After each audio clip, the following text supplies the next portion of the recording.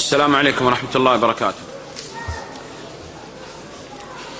بسم الله الرحمن الرحيم. إن الحمد لله نحمده ونستعينه ونستغفره ونعوذ بالله من شرور أنفسنا ومن سيئات أعمالنا. من يهده الله فلا مضل له ومن يضلل فلا هادي له، وأشهد أن لا إله إلا الله وحده لا شريك له، وأشهد أن محمدا عبده ورسوله. أما بعد، ماذا أخذنا في الدرس الماضي؟ من يذكر لي؟ نعم يا أخي. نعم. شروط الصلاة. Nous avons vu ensemble les conditions de la prière. L'islam, ce qui s'oppose à la mécréance. Si le mécréant est pris, sa prière est nulle. Si l'associateur qui fait l'association grande, il prie, eh bien sa prière sera nulle.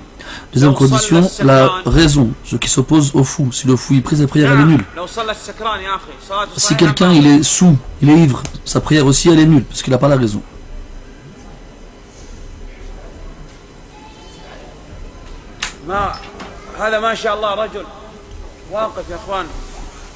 Tu vois quelqu'un debout qui parle, mais il est sous. S'il prie, quel est le jugement de sa prière?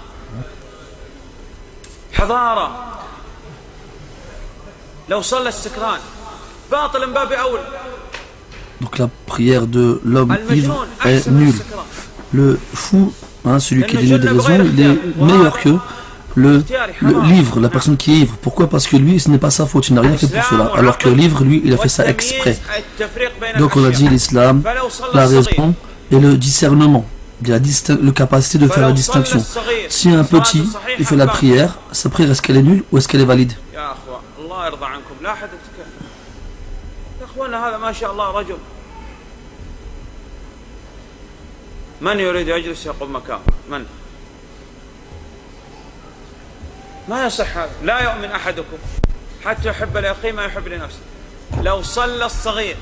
Si un enfant, un petit, il fait la prière, quel est le jugement de sa prière? S'il a atteint l'âge de discernement, sa prière elle est valide. Est-ce que le discernement c'est la puberté? Non. Le discernement c'est la capacité de faire la distinction entre les choses. Est-ce que le discernement a un âge précis? Non. Mais en général, c'est à 7 ans qu'on a cette capacité de faire la distinction, qu'on a le discernement. Autre condition, l'intention. Et c'est de dire, oh Allah, j'ai l'intention de faire la prière tel jour, le jeudi 26 décembre 2013, dans telle mosquée, la mosquée de Tariq ibn Ziyad, dans la ville d'Émiraux, dans le pays de la France, à la droite duquel se trouve, etc. etc. Est-ce que c'est ça l'intention? الشيخ زهير مصليا صلاة المغرب في توقيت المحلي 5:05 3 ركعات أقرأ في الركعة الأولى بعد الفاتحة كذا يصح؟ Est-ce que c'est comme ça qu'on fait l'intention? Pas du tout. C'est dans le cœur que l'intention se passe. Et la prononcer est une innovation. Dans toutes les adorations qu'on va voir ensemble, il n'y a pas une prononciation de l'intention dans la moindre adoration, quelle qu'elle soit. Et on va le voir ensemble, Inch'Allah. Donc, autre condition, faire disparaître la trace d'impureté sur le corps, le vêtement et l'endroit où on prie. On ne peut pas prier dans un endroit où il y a l'impureté, dans les toilettes, des endroits où il y a les impuretés comme la décharge, et ainsi de suite. On doit aussi être pur, c'est-à-dire on ne doit pas avoir fait une chose qui annule notre état de pureté rituelle. On doit aussi couvrir sa nudité pour faire la prière. Et la partie à couvrir est de 3 sortes. Sévère, c'est celle de la femme libre, pubère, qui doit couvrir tout son corps, sauf son visage, lorsqu'elle n'est pas en présence d'hommes étrangers. s'il y a des hommes étrangers, elle couvre aussi son visage. Et ça concerne la femme et non l'homme, la femme pubère et non la petite, et la femme libre et non l'esclave. Et là, il faut que tu sois bien attentif, on parle de la prière et pas du hijab ou pas du fait de la femme qu'elle sorte dehors ou pas le fait de voir la femme étrangère. Ça, c'est autre chose qu'on verra plus tard, Inch'Allah, dans son contexte. C'est pour cela que lorsque on remarque que certaines personnes se permettent une certaine audace dans les questions qu'ils posent. Les compagnons radiallahu anhum, quand ils avaient un comportement lorsqu'ils posaient des questions au prophète sallallahu alayhi wa sallam. Abu Huraira, il n'est pas entré dans une école, il n'a pas étudié telle règle. Mais quand il demandait au prophète sallallahu alayhi wa sallam, il a remarqué qu'il lui a posé la question sur ce qu'il disait entre le takbir, parce que le prophète sallallahu alayhi wa sallam, entre le takbir, le Allahu Akbar qui faut entrer dans la prière, et le début de la lecture. Il lui a dit que mon père et ma mère soient donnés en offrant en rançon pour toi. Qu'est-ce que tu dis? J'ai remarqué que tu restais silencieux entre le takbir et la prière. À la lecture, qu'est-ce que tu dis? Donc on remarque la façon dont Abu Huraira s'adressait au prophète sallallahu alayhi wa sallam. Comme dans le hadith, cet homme qui faisait mal la prière et que le prophète renvoyait sallallahu alayhi wa sallam chaque fois qu'il venait le voir. Alors regarde comment il lui a dit à la fin, il dit, par celui qui t'envoyait par là, avec la vérité, je ne sais pas faire mieux que cela, alors enseigne-moi. Allah dit dans le Coran, et dit à mes serviteurs de dire la parole qui est la meilleure. C'est-à-dire qu'on se marche entre plusieurs paroles, on doit dire là celle qui est la meilleure.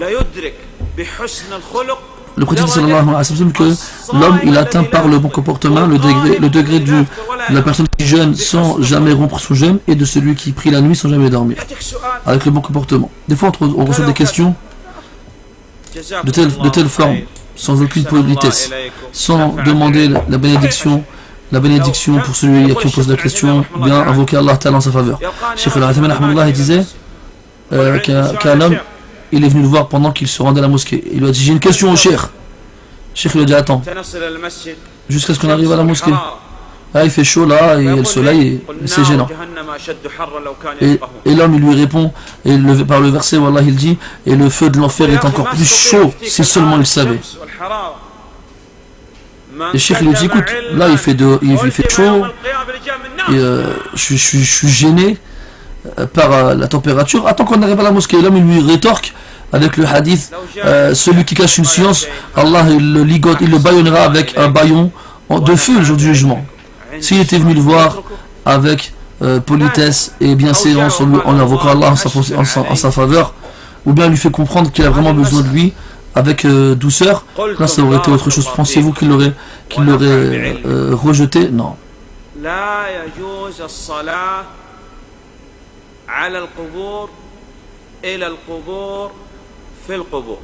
L'exemple, si on avait dit qu'Allah vous fasse miséricorde et vous préserve, que vous avez dit qu'il est interdit de prier entre les tombes, sur les tombes et vers les tombes, que dites-vous de certaines personnes qui prétendent que la tombe du prophète sallallahu alayhi wa sallam est dans la mosquée de Médine?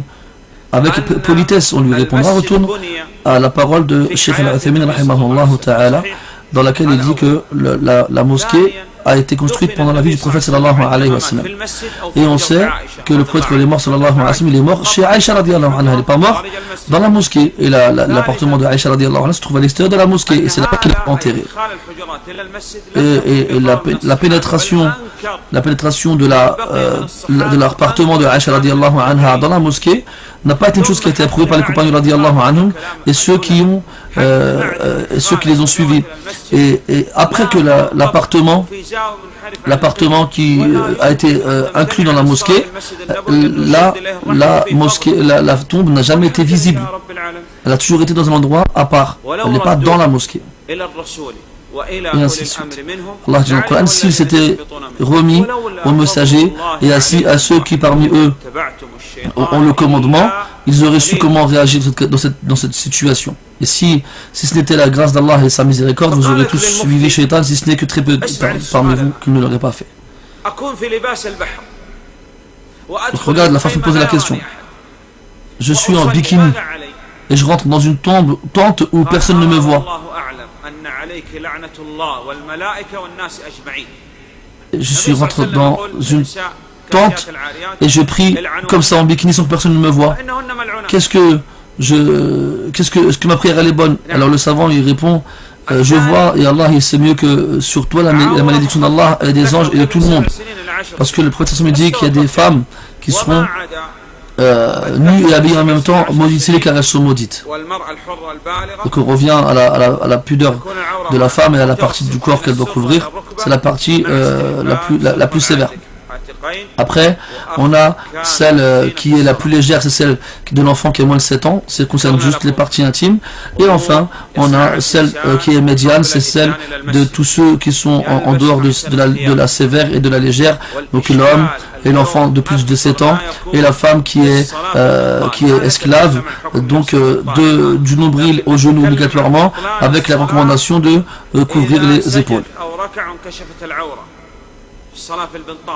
Si quelqu'un est pris en pantalon et qu'en se prosternant, une partie de ce qu'il doit couvrir se découvre, est-ce que sa prière elle est bonne ou non?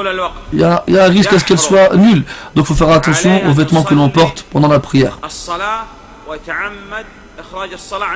Après, comme autre condition, le respect de l'heure de la prière. Et on n'a pas le droit de faire la prière en dehors de son heure.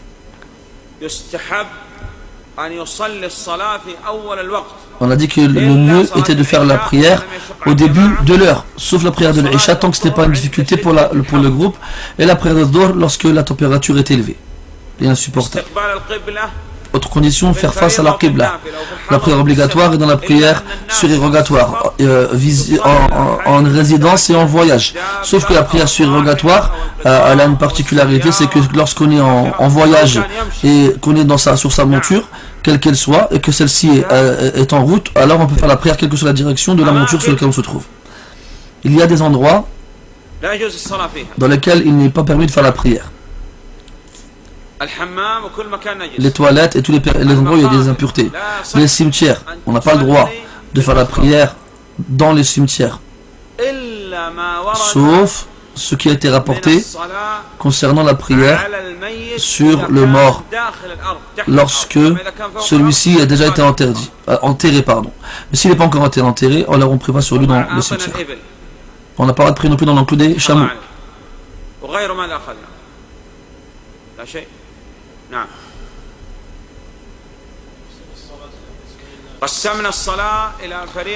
Ensuite on a fait la distinction, on a divisé la prière en obligatoire et surérogatoire. On a dit qu'Allah subhanahu wa ta'ala avait déterminé les prières, les adorations comme étant obligatoires et surérogatoires.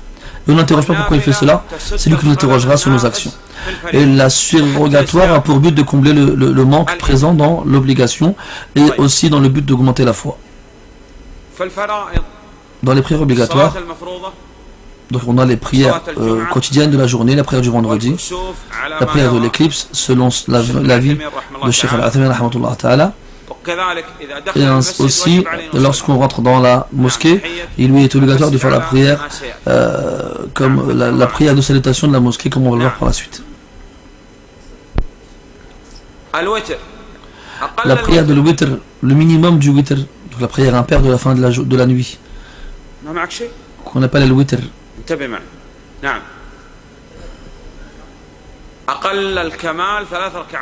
Le minimum, le mieux au minimum c'est 3, et le minimum absolu c'est une unité de prière, et le maximum du witr c'est 11 unités de prière. Et on a vu les façons de faire cette prière: 3 unités de prière avec un seul tashahhud, ou bien 3 raka'at, c'est-à-dire on fait 2 qu'on conclut avec le salam, et après on fait une, on conclut avec le salam directement, ou bien on fait 5 avec un seul tashahhud et il fait le salam après le cinquième tashahhud, ou bien 7 unités de prière consécutives avec un seul tashahhud à la fin, il fait le salam à la fin, ou encore 9 raka'at, unité de prière avec 2 tashahhud. On s'assoit au 8e, on ne fait pas le salam, on se relève pour la 9e, et après on fait le tashahhud et on sort de la prière avec le salam. ou bien on peut faire tout cela par paire, 2 unités de prière chacune, et à la fin on finit avec une seule unité de prière, et ça fait 11 rak'ah. Quel est le jugement de la prière de l'witr? C'est une sunna très importante et qu'on incite beaucoup. Le prophète sallallahu alayhi wa sallam n'a jamais délaissé ni chez lui ni en voyage. Même Ahmad rahimahullah, il a dit même de la sunna, celui qui délaisse la prière de l'witr alors qu'il est capable de l'accomplir, c'est une personne mauvaise. On n'accepte pas de sa part un témoignage.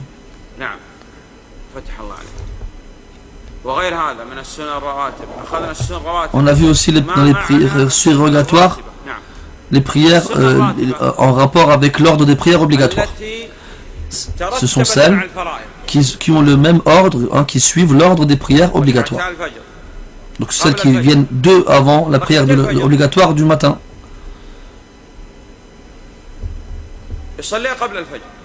Donc il le fait juste avant.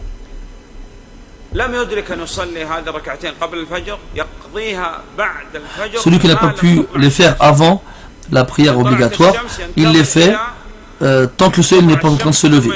Et si le soleil se lève, il attend que le soleil se lève et après il les fait. Si jamais on dort sans avoir fait le witr, pas par négligence, est-ce qu'il la rattrape? Oui. Comment? Si il a l'habitude de faire 3 raka'at, 3 unités de prière, eh bien il les rattrapera après le lever du soleil en 4 unités de prière, en rajoutant une unité. S'il a l'habitude d'en faire 5, eh bien il les rattrapera après le lever du soleil en faisant 6, en rajoutant une. Et après donc on repasse sur le rabatib. Il y en a donc 4 avant Dhuhr et 2 après. Après on a 2 après le Maghrib et 2 après l'Isha.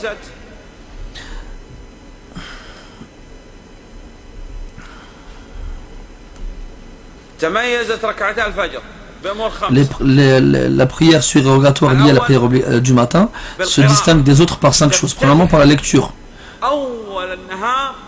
Tu commences au début de la journée avec le tawhid, l'unicité d'Allah subhanahu wa ta'ala, et tu finis la prière, la journée en concluant avec le tawhid, l'unicité d'Allah subhanahu wa ta'ala. Une lecture spéciale, la lecture de Qul ya ayyuhal kafirun, la première unité de prière, et dans la seconde unité de prière, Qul huwallahu ahad. On a aussi dans la récompense de cette prière-là par rapport aux autres, qu'ils sont meilleurs que ce monde et ce qu'elle contient. Le prophète ne les a jamais délaissés en voyage ou chez lui. Il est légiféré à ce qu'on les fasse légèrement, c'est-à-dire rapidement, mais sans que ça amène à l'annulation de celle-ci. Et enfin, il est légiféré aussi de s'allonger sur le côté droit après l'avoir accompli lorsqu'on est chez soi mais pas à la mosquée.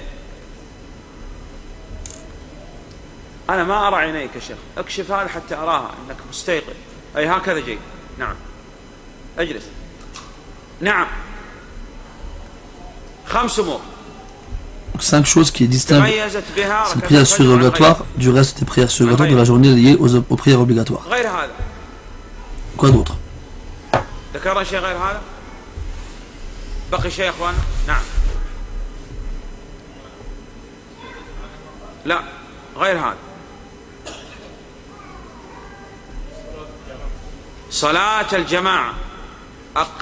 La prière en groupe, le minimum qu'on puisse dire concernant la prière en groupe sur les hommes pubères, qu'elle est obligatoire. Pour ne pas dire que il est possible qu'elle soit une condition pour la validité de la prière. C'est-à-dire que s'il prie chez lui, l'homme qui est pubère, doué de raison, eh bien, et qui n'a pas d'excuse, sa prière elle est nulle chez Cheikh Islam rahimahullah ta'ala. Allah a dit inclinez-vous avec ceux qui s'inclinent. On a dit quel groupe? Le premier, l'officiel, celui qui prie derrière l'imam à l'heure de la prière, à la mosquée bien sûr. Quoi d'autre?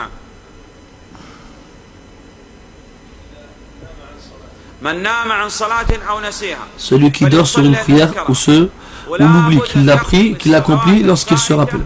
Et il est obligatoire de rattraper les prières qu'on a ratées dans l'ordre, sauf dans quelques cas. Bien sûr, on parle du cas où on a raté ces prières-là avec une excuse valable. Et Cheikh Al-Athaymin, il dit que celui qui délaisse la prière sans aucune excuse, c'est un grand problème.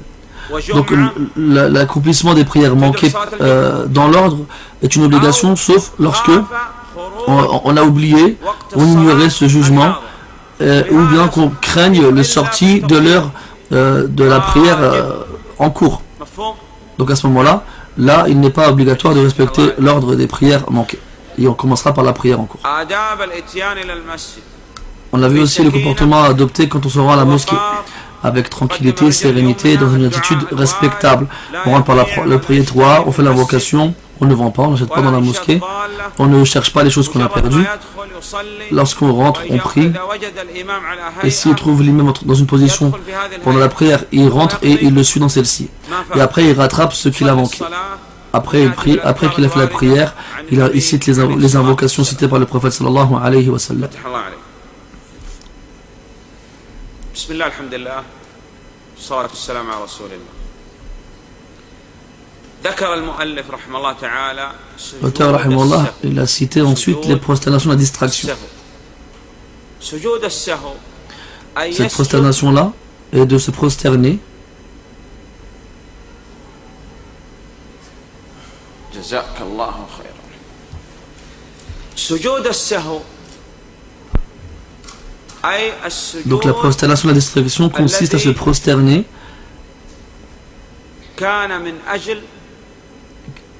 lorsque on a fait preuve de distraction dans la prière. Donc les causes de la prosternation de la distraction sont au nombre de 3. Un rajout, une diminution et un doute. Les causes de la prosternation de la distraction sont de 3. Rajout, manque et doute. Rajout, manque et doute. Si jamais il rajoute dans sa prière par distraction, sa prière elle est valide. Cependant, lorsqu'il s'en rend compte, il doit obligatoirement interrompre ce rajout, sinon sa prière devient nulle. S'il rajoute par oubli dans sa prière est valide, mais il doit obligatoirement, lorsqu'il se rend compte du rajout, d'arrêter, d'interrompre automatiquement ce rajout. Sinon sa prière s'annule. Exemple, quelqu'un dans la prière de Dhuhr, il se lève pour faire la 5e unité de prière et il se met à rester la Fatiha, Alhamdulillahi Rabbil Alamin. Ensuite il se rend compte qu'il est dans une 5e unité de prière. Qu'est-ce qu'il doit faire? Il doit revenir obligatoirement et s'asseoir. Si jamais il dit Ar-Rahman Ar-Rahim, il continue à rester la Fatiha, la prière s'annule automatiquement. Pourquoi? Parce qu'au départ il était distrait, il a oublié et après il a volontairement continué. Il doit retourner obligatoirement et automatiquement au tashahhud. S'il l'a déjà lu entièrement, il s'assoit et il fait le salam, il sort de la prière. S'il n'a pas fait le tashahhud, il le lit entièrement, après il fait le salam. Ça c'est dans le cas où il rajoute. Deuxièmement, le manque. Quelqu'un qui délaisse une chose de la prière par distraction. On regarde. Qu'est-ce qu'il a délaissé? S'il a délaissé un pilier des piliers de la prière, est-ce qu'il a pilier? Donc s'il a délaissé un pilier de la prière, sa prière là, elle devient nulle. Jusqu'à ce qu'il fasse ce pilier et ce qui vient après lui. Toute chose qu'il a accompli après avoir délaissé le pilier, a eu lieu dans un contexte qui ne lui convenait pas. Exemple, un frère, il fait la prière de Dhuhr. À la 3e raka'a, unité de prière, il s'est rappelé qu'il n'a pas lu la Fatiha dans la première raka'a, unité de prière. Ceci signifie que la seconde et la 3e unité de prière sont annulées. Il doit revenir à la première unité de prière. Il doit lire la Fatiha, il a fini, après il passe à la seconde, il fait le tashahhud, après c'est pour la 3e, après il fait la 4e, après il se prosterne pour la distraction. Toute chose qui a eu lieu après le délaissement d'un pilier est annulée. Il doit revenir au pilier en question et le faire complètement et faire ce qui vient après lui. Ça c'est dans le cas où on délaisse un pilier. Deuxièmement, s'il délaisse un acte obligatoire. S'il oublie par exemple le premier tashahhud dans le cas où il y en a plusieurs dans la prière. Il se lève, il n'a pas fait le premier tashahhud. Il s'est rappelé après s'être levé. Qu'est-ce qu'il doit faire? On regarde. S'il a fait ça volontairement, sa prière elle est nulle. S'il a fait ça par oubli, sa prière elle est valide. Il a délaissé une des obligations de la prière, sa prière elle est valide et il ne revient pas, il finit la prière et il se prosterne pour la distraction. Ça c'est dans le cas où il a délaissé une obligation. Quant au délaissement d'une tradition, ceci n'annule pas la prière. Cependant, ceci diminue la récompense de la prière. Donc rajout et manque. Troisième, un doute. On a une règle.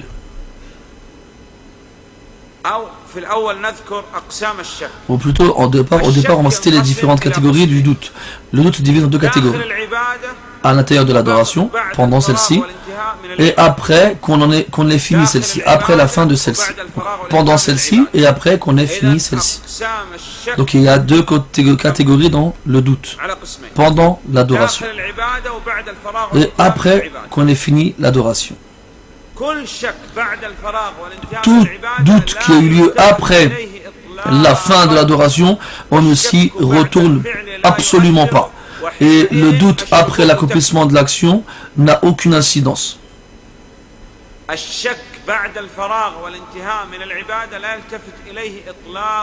Donc on n'accorde aucune importance, aucun intérêt au doute lorsque celui-ci a lieu après l'adoration, même s'il atteint 99,99%. Exemple, un frère par exemple il fait 2 unités de prière surérogatoires après le Maghrib. Et maintenant il nous dit, j'ai un doute, est-ce que j'ai lu la Fatiha de la seconde unité de prière? On lui répond, la prière elle est finie. Il nous dit oui. T'as un doute? Il dit oui, j'ai un doute, un grand doute. On lui dira, ne lui apporte aucune importance. Si jamais il retourne et prie, il est dans le péché. Si jamais il fait Allahu Akbar, il rentre dans la prière, et après il a un doute sur ses ablutions. Si jamais il sort de la prière avec ce doute encore, il est dans le péché. Il a fait des ablutions, il est entré à la mosquée, après, il commence à se prendre la tête et il se demande est-ce qu'il a essuyé sa tête ou non. Il a fini les ablutions, si jamais il retourne refaire les ablutions, il a un péché. Ça c'est le Cheikh Al-Uthaymin n'apporte aucun intérêt au doute de façon absolue. Si tu ouvres cette porte-là, il ne se fermera jamais. Elle ne se fermera jamais. Qu'Allah nous en préserve.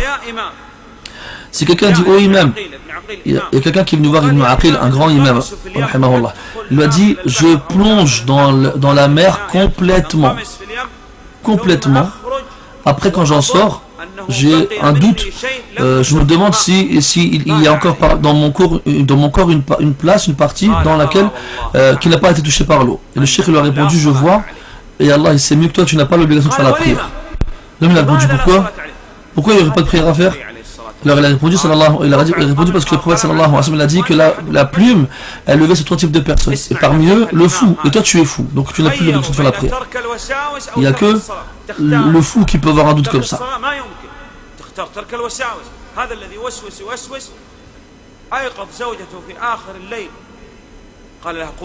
Il y a un homme, il a levé sa femme avant de se réveiller, à la fin de la nuit. Il lui a dit, elle a dit quoi? Il lui dit, j'ai un très doute, j'ai un très fort doute. J'ai un doute très fort, pardon. Il lui dit, j'ai un très fort doute que je pense avoir prononcé le divorce. Elle lui dit, non, mais non, tu l'as jamais dit ça. Il dit, écoute, pour être sûr que j'ai pas, pour chasser le doute, je le dis, je te divorce. Et alhamdoulilah, j'ai plus de doute. Donc ça c'est la folie, c'est n'importe quoi. Et la législation est venue pour fermer la porte aux obsessions et aux doutes. Si on a un doute après l'adoration, on y prête pas attention, sinon ils vont se multiplier, s'accumuler et rendre la personne obsédée. Quelqu'un qui fait 7 tours autour de la Kaaba et après il se pose la question, est-ce que j'ai fait 7 ou 6 tours? Si jamais il revient et il en fait un, eh bien il sera dans le péché. à moins qu'il soit sûr à 100% qu'effectivement il lui manque un tour, sinon il n'y retourne pas, sinon il est dans le péché. Donc le doute se divise en deux parties. Pendant l'adoration et après la fin de celle-ci. On a dit après la fin de celle-ci, on ne lui accorde aucun intérêt, aucune importance de façon absolue. Dans toutes les adorations.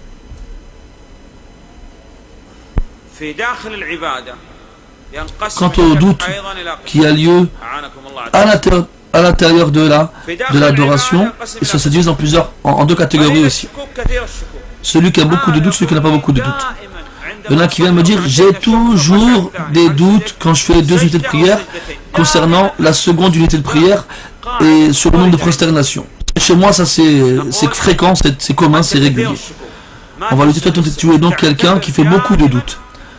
Donc ne te prosterne pas pour la distraction.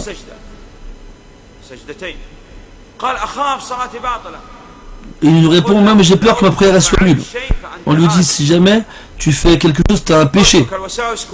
Délaisse les obsessions et les doutes et dis et remercie ton Seigneur. Celui par contre qui a peu de doutes, donc pas souvent, alors s'il a un doute par exemple dans la prière de Dhuhr, il ne sait pas s'il a fait 3 unités de prière ou 4.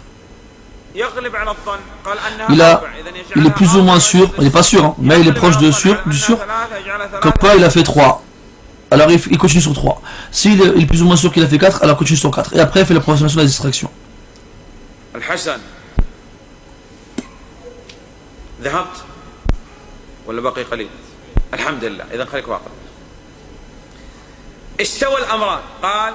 Si par contre il n'a aucun moyen, il n'a aucune, il n'est pas sûr d'un des deux cas dans le doute, c'est du 50-50, 3 ou 4, il n'a aucun moyen de donner un pourcent supplémentaire à l'un des deux cas. Il est 3 ou 4, il ne sait pas. Alors dans ce cas-là, il va dire qu'il a fait 3 unités de prière. Et après, il fait les prosternations de la distraction. Donc on revient en cause de ces prosternations-là. Le rajout, le manque et le doute. Le rajout, bien sûr par distraction, n'annule pas la prière. Mais quand il est sûr qu'il a, quand il s'est rendu compte qu'il a rajouté, et il revient et il interrompt automatiquement là, le rajout. Le doute, lui, se divise en deux catégories. Après l'adoration, il n'a aucune incidence, on ne lui accorde aucune importance.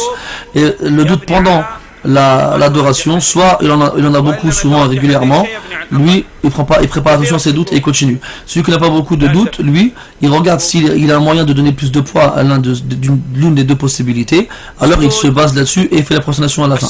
Et si, par contre, il n'a aucun moyen de donner raison à un des deux cas dans le doute, alors il se base sur le minimum et il fait les prosternations après de la distraction à la fin de la prière. Il y a aussi comme autre type de prosternation, la prosternation de la lecture, de la récitation. C'est dans le cas où il lit le Coran et il passe sur un verset où on demande de se prosterner. Alors il se prosterne. Par contre, il ne dit pas Allahu Akbar. Et il ne dit, quand il part en se prosternant, ni en se relevant de la prosternation. Et cela n'est pas obligatoire. Si par contre on prie derrière l'imam et qu'il lit un verset où se trouve une prosternation et il se prosterne, alors on se doit de le suivre.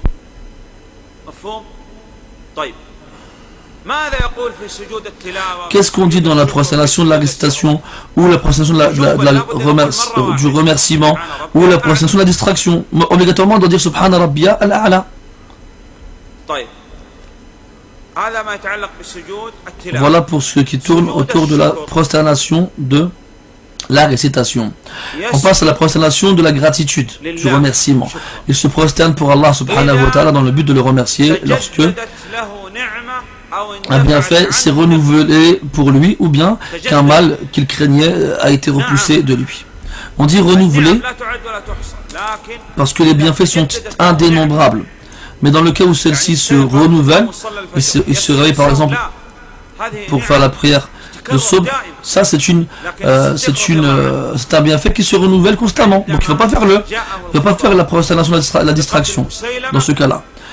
Exemple, Abu Bakr radiallahu anhu, quand il a été mis au courant que Moussaïlama, le faux prophète, le menteur, a été tué, il s'est prosterné en guise de remerciement vers Allah subhanahu wa ta'ala. Donc lorsque le bienfait qui le touche est un bienfait spontané, hein, auquel on ne s'attendait pas, nouveau, il se prosterne en guise de gratitude. Quand c'est quelque chose qui se renouvelle tout le temps, alors non, il ne se prosterne pas. Et aussi lorsqu'il craignait un mal et qu'il a été repoussé de lui, alors il se prosterne aussi en guise de gratitude. On a vu dans les leçons importantes de Cheikh Ibn Baz que les mouvements durant la prière se divisent en 5 catégories. Des mouvements interdits, des mouvements détestables, des mouvements tolérés, des mouvements recommandés et des mouvements obligatoires. Premièrement, les mouvements interdits. Ensuite, déconseillés. Ensuite, tolérés. Ensuite, recommandés. Et enfin, obligatoires. Premièrement, les mouvements qui sont interdits. De manger pendant la prière. Et de boire. Et de rire.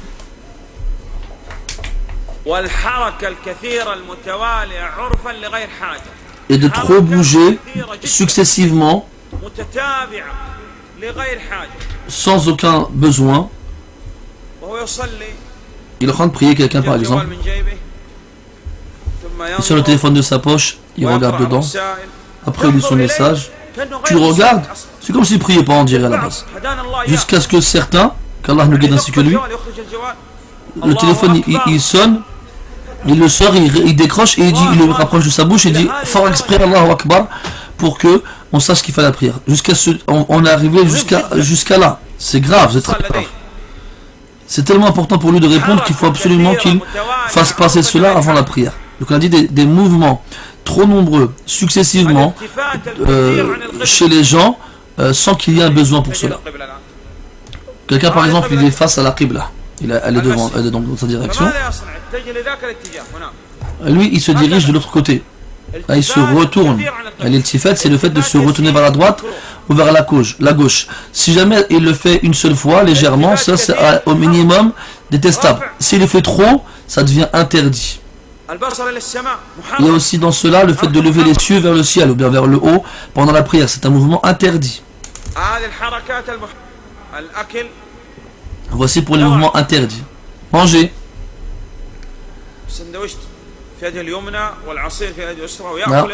Et boire.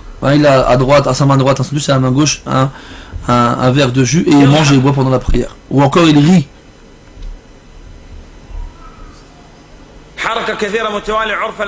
Il bouge trop successivement, sans aucun besoin, jusqu'à ce que les gens soient, en le voyant, ne pensent pas qu'il fait la prière. Tout cela est interdit. Parler volontairement, en sachant l'interdiction de cela, et sans l'avoir oublié, sans que ça ne soit le fruit d'un oubli. Donc lui, il connaît le jugement, comme quoi parler en prière, ça annule celle-ci, et pourtant il le fait quand même. Dans ce cas-là, ça va donc annuler la prière.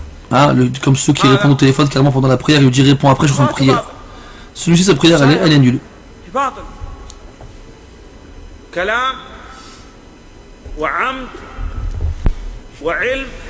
Donc il le fait volontairement, il connaît le jugement, il est conscient de ce qu'il fait, et il parle. Ça annule cette prière. S'il ignore que cela est interdit, il est excusé. Si il a parlé dans l'intérêt de la prière. Par exemple, l'imam, il s'est trompé, alors il lui dit Subhanallah.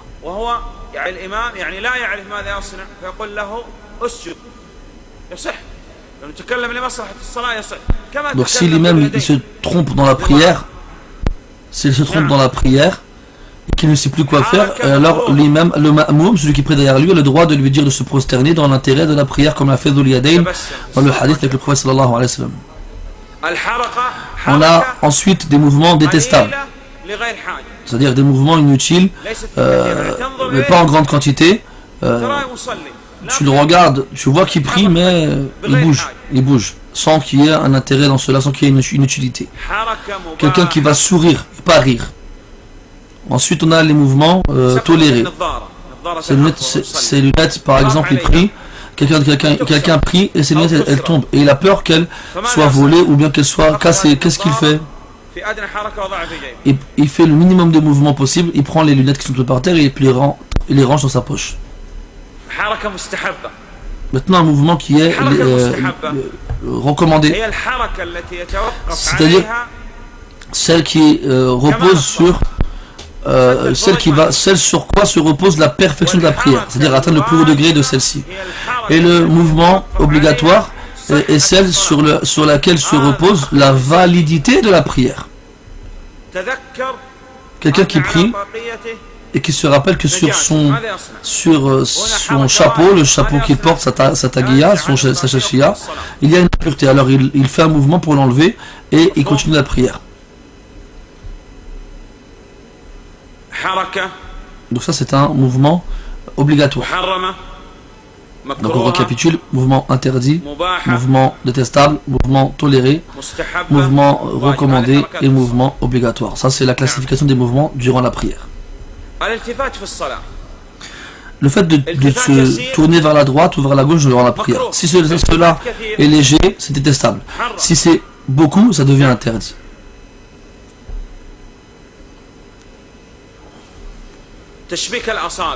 Le fait de croiser les doigts, le fait de les claquer, il met ses mains sur ses hanches, il s'assoit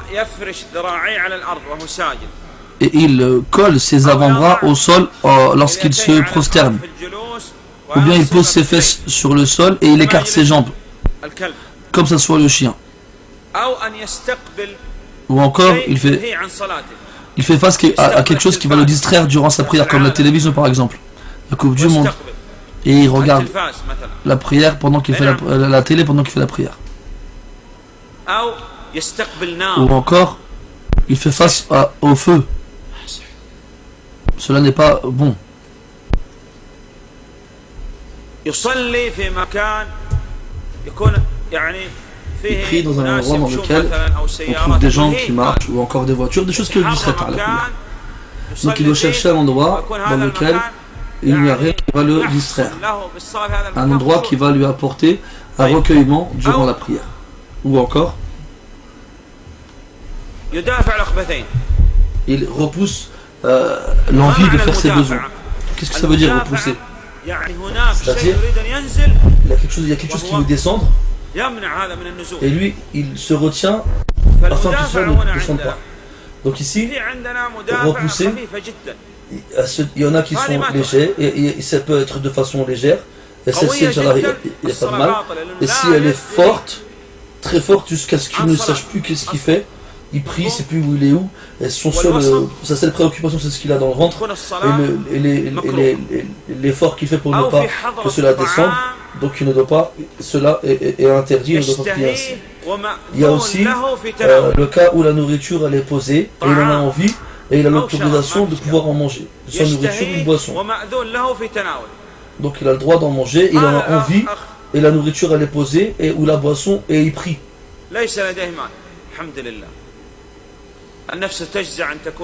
Prenons quelqu'un par exemple qui n'a pas d'argent.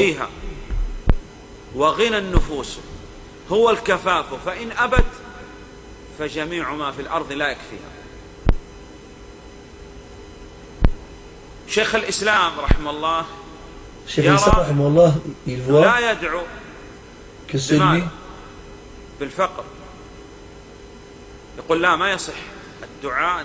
il voyait qu'il n'était pas correct pour qu'Allah Ta'ala afin qu'il le rende pauvre. Il y a un hadith dans lequel ça marche pas.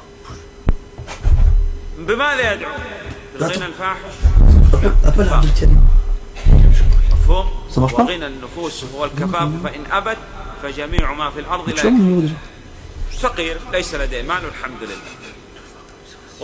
C'est côté en deux fois. وفيهما لذة وطاب. يا أخي قم صلي. قال والله طعام واشتهي. هل يقدر على تناوله؟ لا. Donc on revient. طعام لا يشتهي.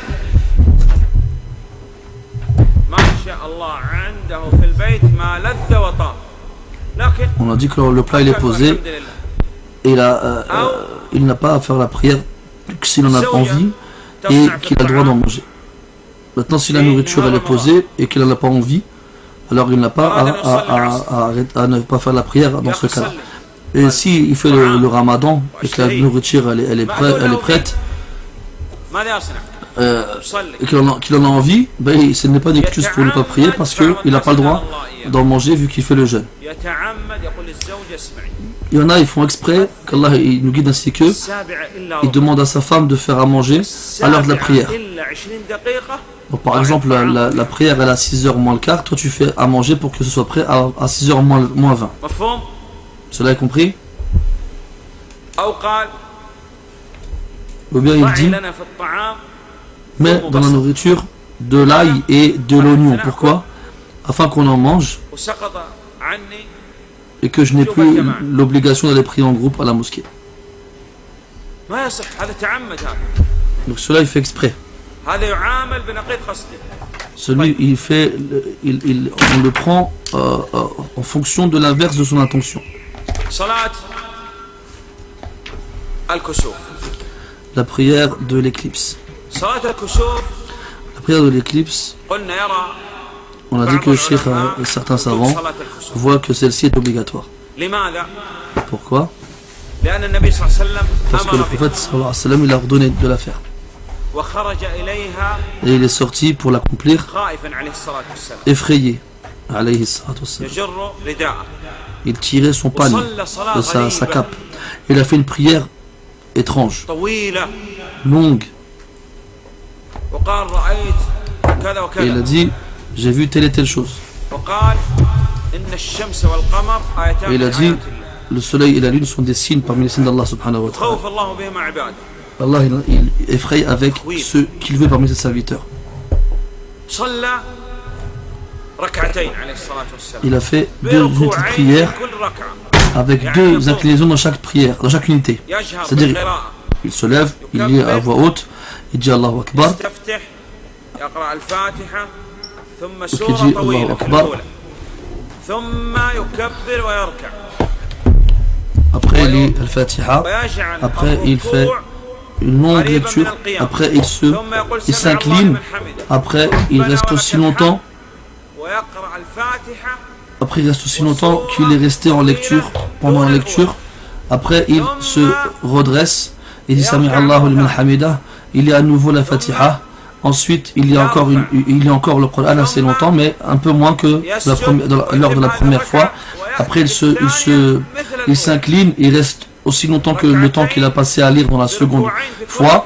Après il dit Sami Allahu liman hamida. Après il fait la prosternation, il en fait 2 comme dans la prière classique. Après il se relève pour la seconde unité de prière et il fait la Fatiha et il lit assez longtemps. Après il fait une inclinaison, après il se relève, il dit Sami Allahu liman hamida, il lit à nouveau la Fatiha, il fait encore une fois la lecture, moins longtemps que la 3e fois, et enfin il finit la prière normalement. Et après après la prière, le prophète sallallahu alayhi wa sallam a fait un sermon dans lequel il a exhorté les gens et les a poussés à implorer le pardon d'Allah Ta'ala, à se repentir et à faire l'aumône. Et cette prière là, la prière de l'éclipse, on l'a pris à n'importe quel moment. Même dans les prières où il est censé être interdit de faire les prières qui ne sont pas obligatoires. Après on a la prière de la demande de la pluie. On fait cette prière là lorsqu'on a besoin de l'eau.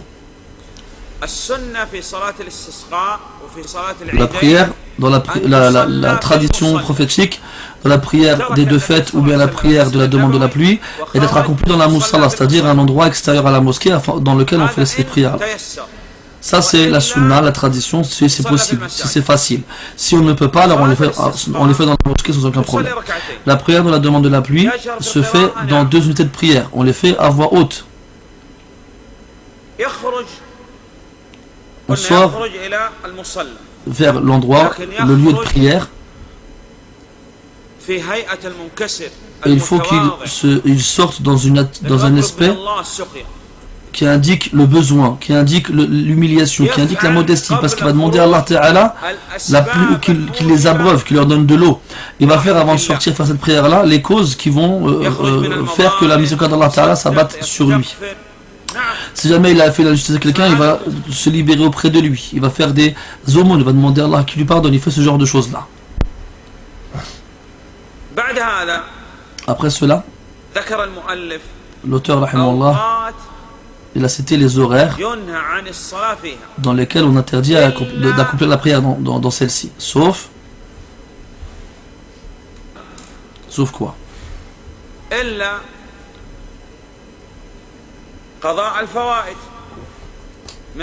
Le fait de rattraper les prières qu'on a manquées parmi les obligatoires. Donc il s'est pas réveillé pour la prière à son heure et il s'est réveillé pendant le moment où c'est interdit. Et bien il l'a pris à ce moment-là, conformément au hadith qui dit qu'il l'a pris lorsqu'il se rappelle, et après qu'il se soit réveillé. Rentre dans ces exceptions-là aussi les prières qui sont liées à une cause, comme la prière de la salutation de la mosquée, ou la prière qu'on fait après avoir fait la circonambulation, ou la prière de l'éclipse par exemple. Quels sont les moments dans lesquels cette interdiction est active?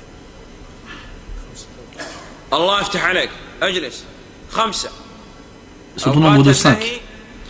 Il y a 5 moments dans lesquels la prière qui n'est pas obligatoire ne doit pas être accomplie. Et ça, c'est lorsqu'on fait un détail, quand on est très précis. Si quelqu'un te dit quel est le jugement, quelle est la sagesse, quelle est la sagesse dans le fait que on n'ait pas le droit de faire la prière durant ces 5 moments-là? Qu'est-ce qu'on lui répondra? On lui répondra le verset Wallahi ta'ala, il dit de lui-même, on n'interroge pas sur ce qu'il fait, et eux ils seront interrogés, premièrement. Deuxièmement, aujourd'hui, maintenant, on verra ensemble que la prière, lorsque le soleil se lève et lorsque le soleil se couche, à ce moment-là, est le même moment dans lequel les associateurs adorent leurs idoles. C'est pour ça qu'on a reçu l'interdiction de faire la prière dans ce moment-là, pour ne pas leur ressembler à ces moments-là. Qu'est-ce qu'on doit dire alors à ceux qui ressemblent aux mécréants dans la célébration de leurs fêtes et de leurs occasions religieuses? Ensuite, ça c'est il y a aussi une heure avant le zénith. C'est à ce moment-là que le feu de l'enfer est attisé, qu'Allah nous en préserve. Aussi, parmi les sagesses qui justifient l'interdiction de prier dans ces moments-là, c'est que l'âme, elle est active. Donc, on lui a interdit de faire la prière et elle a envie de faire la prière.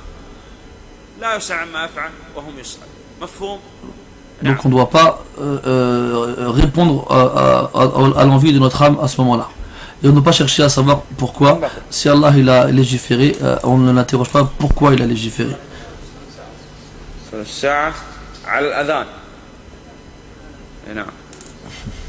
مشكلة جوالات اللي يؤذن والله أخواننا يعني القرآن وكذلك السنة. Le Coran et la Sunna et les invocations, les évocations ne doivent pas être utilisées comme sonnerie du téléphone portable. Minimum, quelquefois tu rentres aux toilettes et tu entends l'adhan. Qu'est-ce que tu fais?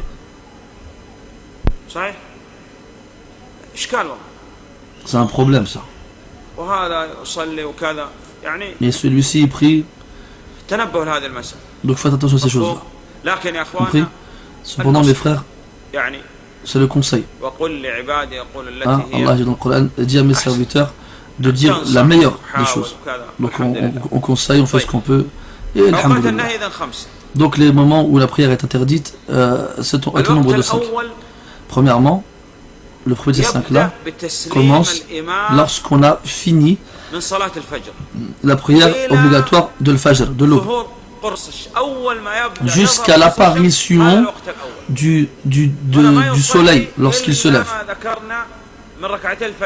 On ne fait pas la prière à ce moment-là, sauf les choses qu'on a citées précédemment, comme le cas où on n'a pas fait la prière surérogatoire liée à la prière obligatoire de l'aube, alors on peut les faire à ce moment-là après, tant que le soleil ne s'est pas levé, tant qu'il n'est pas apparu. Ensuite on a de ce moment-là jusqu'à ce qu'il se lève complètement. Généralement ça arrive un quart d'heure après son apparition, le début de son apparition. À ce moment-là aussi on ne prie pas la prière surérogatoire. Troisièmement, avant l'adhan, l'appel à la prière de Dhuhr, à peu près 25 minutes c'est-à-dire le moment où le soleil se trouve au centre du ciel, au-dessus de la tête des créatures, jusqu'à ce qu'on ne voit pas leur ombre. Ça c'est dans certains endroits, bien sûr, sur terre. Mais dans d'autres, on voit l'ombre. Mais Inch'Allah, on regarde ça dans les horaires de la prière. À peu près une vingtaine de minutes, approximativement, avant la prière de Dhuhr. Ça c'est la 3e heure. 4e heure commence lorsque l'imam finit de faire la prière de l'Asr, après qu'il ait dit salam alaikum wa rahmatullah, jusqu'à ce que le soleil s'apprête à se coucher. C'est le quatrième moment.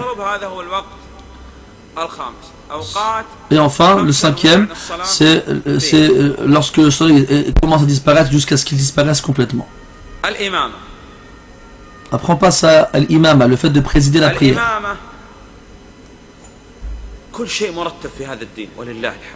On remarque que dans cette religion tout est classifié, tout est géré de façon harmonieuse et parfaite. Qui a la priorité de se mettre en avant dans la présidence de la prière? Cheikh Al-Uthaymin rahimahullah, il a dit que certaines personnes, lorsqu'ils se réunissent dans un endroit, qu'est-ce qu'ils font?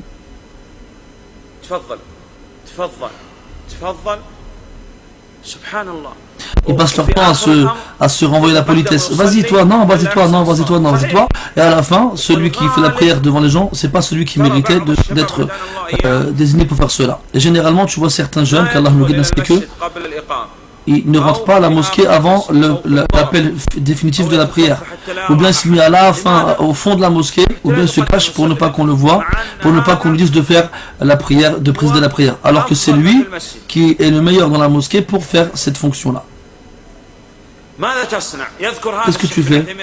Cheikh Al-Uthaymin rahimahullah, il dit, lorsque les gens se réunissent et que tu sais que tu connais mieux qu'eux, qu'est-ce que tu dois faire? Qu'est-ce que tu dois faire? Tu dois avancer et tu dois prier. Tu parles à personne. Si quelqu'un est dit, cela, qu'est-ce que c'est? Ça indique le fait d'aimer être devant les gens, ou le fait d'aimer la célébrité, ou bien le fait d'aimer cela et cela. Comme aujourd'hui on entend quand les gens ils donnent des cours ou font la prédication. Abu Bakr radiyallahu anhu, quand le prophète est mort sallallahu alayhi wa sallam, alors qu'auparavant il refusait de s'avancer pour faire la prière en tant qu'imam. Après la mort du prophète sallallahu alayhi wa sallam, il s'est avancé, il est monté sur le minbar, sur la chair, et il a parlé aux gens, il leur a fait un sermon. Il a su qu'à ce moment-là, c'est à lui de se lever, et obligatoirement il doit s'avancer. Il a su rechercher la satisfaction d'Allah Ta'ala, même si les gens ne sont pas contents. Le résultat, qu'Allah lui fasse miséricorde et soit satisfait de lui, eh bien c'est qu'Allah il a rendu les gens satisfaits de lui. Et regarde à ce moment-là, où les gens étaient dans une situation très très difficile, Omar qui criait, et les gens qui étaient perturbés, alors il a vu l'obligation de s'avancer et il a pris ses responsabilités. Donc à la mosquée, tu vois les gens qui se renvoient la politesse et qui se permettent de se proposer mutuellement de faire l'imam alors qu'ils ne sont pas dignes, tu dois avancer. Je parle de tout cacher dans la mosquée. T'as remarqué comment l'âne il braille? Qu'est-ce qu'il fait? Pourquoi il fait ça? Pourquoi il crie aussi fort? Mais il veut te montrer qu'il est un âne. Que tu saches que c'est un âne. C'est un âne. Et toi qui suis la sunna du prophète sallallahu alayhi wa sallam, sa guidée, tu te caches, et tu viens dans une assise où les gens du faux ils parlent, et toi tu te tais, tu hésites, tu marches arrière, tu ne veux pas avancer, tu ne veux pas présider la prière, et après cela tu dis, la mosquée elle est comme ça, oh laisse tomber, cette mosquée elle est pas bien, cette mosquée-ci aussi elle est pas bien. Non, ce n'est pas possible. Tu as un rôle dans cette vie, tu dois jouer ton rôle mon frère. Et il n'y a aucun problème dans cela. Et laisse les gens parler et recherchent la satisfaction d'Allah, même si les gens ne sont pas contents. Donc si les gens se réunissent dans un endroit et que tu sais que toi, tu mérites le plus de présider la prière, tu parles à personne, tu avances et tu leur dis alignez-vous et tu dis Allahu Akbar. Oui. celui qui dirige la prière, il y a un ordre à respecter. Celui qui récite le mot, la parole d'Allah subhanahu wa ta'ala. Et quand on dit réciter la parole d'Allah, c'est comme les prédécesseurs le faisaient. Ils lisaient avec méditation et mettent en pratique cela. Si auprès de nous se réunissent un lecteur, comme certaines personnes le disent, comme quoi il apprend le Coran, il a appris le Coran. Donc il a pris par cœur et mémorisé les versets du Coran. La mémorisation du Coran, le vrai apprentissage, c'est celui qui apprend, qui médite et qui met en pratique. Le prophète sallallahu alayhi wa sallam, le meilleur d'entre nous, c'est celui qui apprend le Coran et qui l'enseigne aux autres. Qu'est-ce que ça veut dire apprendre le Coran? Seulement réciter? Seulement embellir sa voix? Non, ce n'est pas que ça. C'est lecture, méditation et mise en pratique. Donc si on a auprès de nous quelqu'un qui apprend le Coran entièrement et il ne connaît pas la jurisprudence, et il connaît une partie du Coran, mais c'est un juriste, un savant, il connaît la jurisprudence de la prière, alors c'est lui qu'on mettra en avant pour présider la prière. Et déjà à la base, pourquoi tu délaisses l'apprentissage du Coran? Apprends le Coran. Donc premièrement, celui qui connaît le mieux le Coran. Il y en a plusieurs et qu'ils ont tous les deux la même capacité d'apprendre le Coran, c'est-à-dire ils ont autant de Coran l'un que l'autre, qui les deux va mettre en avant? Celui qui connaît le plus la tradition du prophète sallallahu alayhi wa sallam. Et aussi à connaître la sunna du prophète sallallahu alayhi wa sallam, c'est la connaître par cœur, la mettre en pratique et la méditer. Il faut que cela soit visible sur toi. Après cela, c'est le plus vieux d'entre eux. Aujourd'hui, par exemple, on est venu dans la maison d'une telle personne. Et c'est celui qui a le moins de Coran parmi eux et de sciences de Sunna parmi eux. Mais ce sera lui qui s'avancera parce que c'est lui le propriétaire. Tout comme l'imam dans une mosquée, c'est lui qui s'avancera et personne ne s'avancera devant lui parce que c'est lui le propriétaire, entre guillemets, le plus digne de prier chez lui.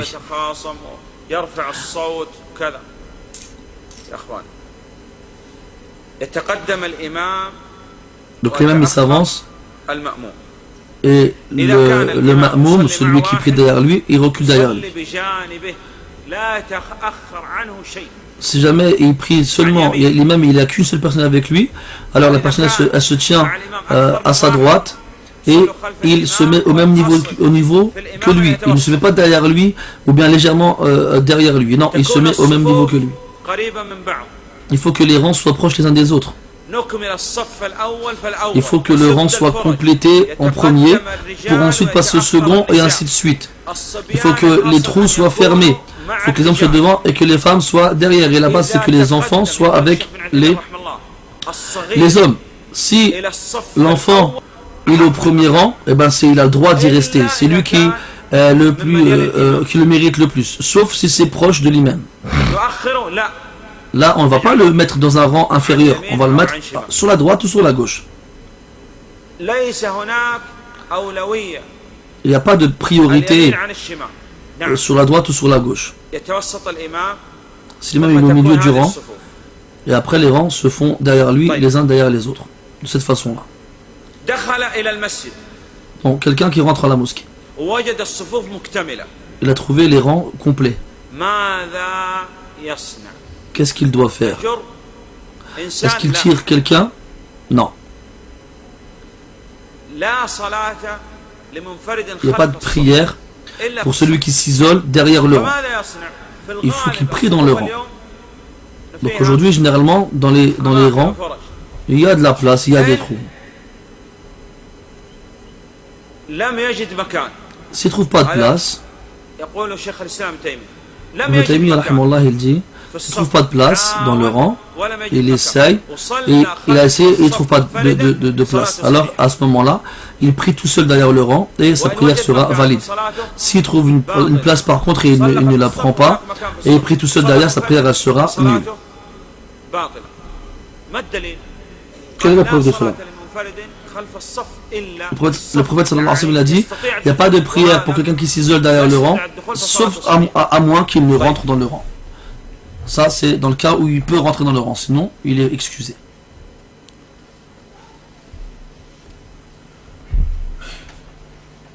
كم دقيقة؟ ربع ساعة الله أعلم. نتوقف وبعد صلاة On va s'arrêter ici. بعد الصلاة إن شاء الله تعالى نكمل. والله أعلم après صلى الله على النبي العشاء. محمد وآله وصحبه وسلم. والله أعلم صلى الله على نبينا محمد وعلى آله وصحبه وسلم.